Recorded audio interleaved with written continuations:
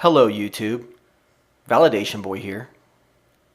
Back in February, I came out with my first speaking video titled Flat Earth Frustration. In that video, I declared myself the first ever Flat Earth Dogmatist on YouTube. Now, this open declaration of mine is of course highly frowned upon by my fellow contemporary Flat Earth proponents. They adamantly disagree with my belief that this is a prudent methodology. I fully understand why they believe this. As far as most flat earthers are concerned, dogmatism is the #1 enemy of truth. It's the very thing that led us to the point where we are today. However, we as flat earthers might just be blowing a little bit of smoke up our asses when we start playing that game. As a truth propagandist who has worked very hard for several years now to bring truth to the wide asleep masses in 2 different forms of media, I've never been given a sharper sword with which to wage my war than the concept of flat earth.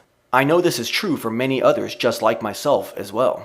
By blasting people with such an unorthodox concept, we can open doors in people's minds that other conspiracy theories cannot. Flat Earth transcends the smaller conspiracy theories which people have been so well conditioned to believe are easily debunkable. Flat Earth has the potential to bring everything that the average sheep holds dear under question.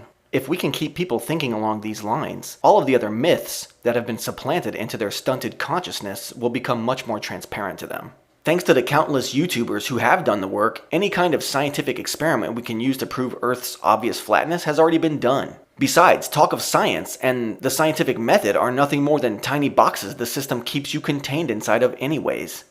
By knowing in my heart that the Earth cannot possibly be anything other than a created, flat, and motionless environment, I immediately benefit.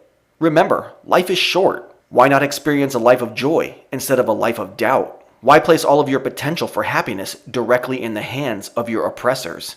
That is what you are doing when you look for validation in their crafted arenas of battle. Fuck the sun, fuck the moon. Trains on a railroad track are all that you need to demonstrate the law of perspective. Obviously the sun and moon have a purpose, but what does it matter? It's not like one day they're going to all of a sudden stop doing what they do. You are alive. You are created. Believe that your Earth is flat.